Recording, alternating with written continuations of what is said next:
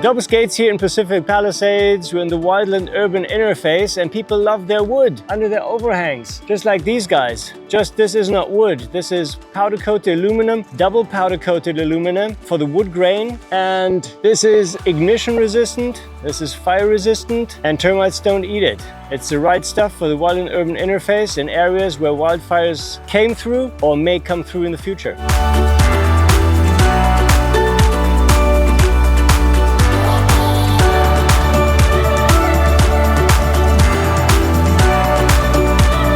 If you want wood overhangs, but you want them fire and ember resistant as much as possible, get the double powder coated aluminum overhangs from Globus Gates.